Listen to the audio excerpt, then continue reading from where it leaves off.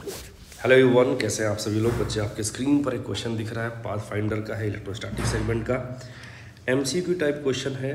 Question पढ़ते हैं जल्दी से। Two identical point charges are moving in a free space when they are 60 centimeter apart. Their velocity vectors are equal in modulus and makes an angle of 45 degree from the line joining them as shown in the figure. Diagram आपको दे रखा था, ठीक है ना। If at this instant their total kinetic energy is equal to their potential energy, what will be the distance of closest approach between them? ठीक है, ध्यान से देखते हैं। क्वेश्चन में आपको ये डायग्राम दे रखा था, बट ये हमने जो मॉडुलस है इस वेलोसिटी का, वो हमने अपनी तरफ से एज्यूम कर लिया कि लेट दिस इज यू। ठीक, ओके। अब आप देखिए हो क्या रहा है, सारी चीज़ों को एक बार हम लोग समराइज कर लेते हैं। बाकी हमने सारे चीज़ों को पॉइंट वाइज लिख रखा है। आप एक चीज़ ये देखें कि दोनों चार्जेस के बीच में जो इंटरेक्शन हो सिर्फ आपका इलेक्ट्रोस्टैटिक है ना, इलेक्ट्रिक फील्ड की वजह से इंटरेक्शन है। ठीक है, चूँकि दोनों चार्जेस सेम नेचर के हैं तो ये क्या करेंगे, रिपल्शन देंगे एक दूसरे को। ठीक है ना, तो कुछ इस तरीके से इसका पाथ हो जाएगा। किसी एक को आप देखें, क्लियर है। अच्छा, और आप क्लियरली देख पा रहे हैं कि इस जर्नी में है ना, तो ये वाला जो गैप है ये क्या है, इनके बीच का क्लोजेस्ट अप्रोच वाला इंस्टेंट है। मान लीजिए उस समय पे जो गैप था वो आर मान लिया हमने। ठीक है। अच्छा, दूसरी बात ये है कि यहाँ पर जो वेलोसिटी होगी वो ट्रेजेक्टरी के टेंजेंशियल डायरेक्शन में होगी, ऐसे ऐसे। तो उन्हें दिखा दिया। सपोज ये वेलोसिटी वी नॉट है, क्योंकि मासेस दोनों का सेम है तो वेलोसिटी भी सेम ही आ जाएगा यहाँ पे। ठीक है ना। अच्छा, दूसरी चीज़ क्या है कि अगर आप ध्यान से देखें कि हर एक मोमेंट पे जो दोनों चार्जेस के बीच में लगने वाला फोर्स है वो उनको ज्वाइन करने वाली लाइन के अलोंग लगेगा।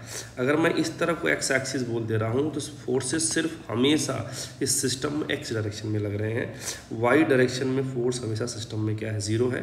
तो हम ये कह सकते हैं कि सिस्टम का मोमेंटम वाई डायरेक्शन में हम कंजर्व कर सकते हैं। ठीक है ना, क्लियर। तो एक मोमेंटम आएगा, मोमेंटम कंजर्वेशन आएगा। दूसरा, चूंकि सिस्टम में सिर्फ इलेक्ट्रोस्टैटिक फोर्स काम कर रहा है, इलेक्ट्रिक फील्ड का इंट्रैक्शन है यहाँ पे, तो हम ये भी कह सकते हैं टोटल सिस्टम का मैकेनिकल एनर्जी भी कंजर्व कर सकते हैं। इन्हीं दोनों बातों पे हमारा काम हो जाएगा।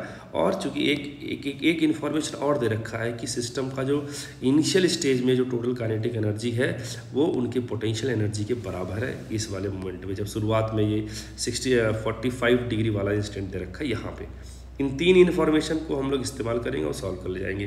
पहला पॉइंट वो हमने जो बोला था कि चूंकि सिर्फ सिस्टम में कंजर्वेटिव फोर्सेस काम कर रहे हैं तो टोटल मैकेनिकल एनर्जी सिस्टम का कंजर्व रहने वाला, पहला पॉइंट कवर हो गया।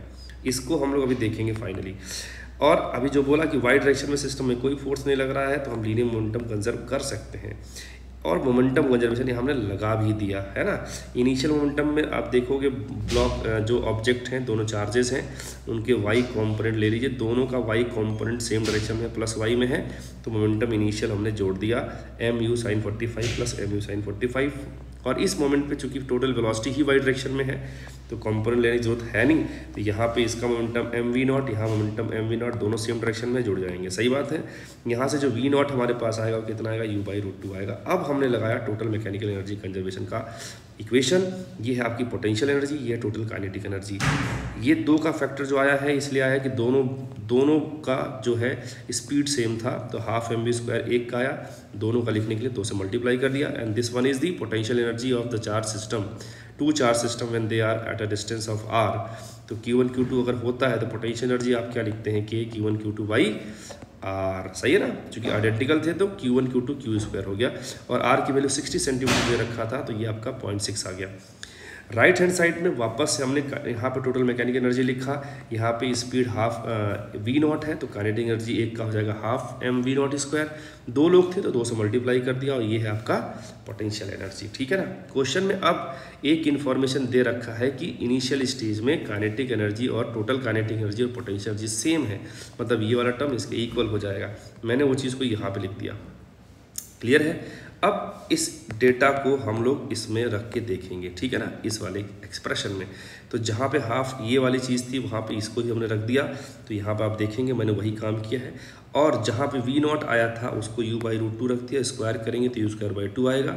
अगेन अगर आप ध्यान से देखें तो ये वाली जो चीज़ हमारे पास लिखी है mu²/2 × 2, इसका वैल्यू क्या रख देंगे आप, kq²/0.6, ऐसा इस वाले इक्वेशन से आ जाएगा। सही बात है ना।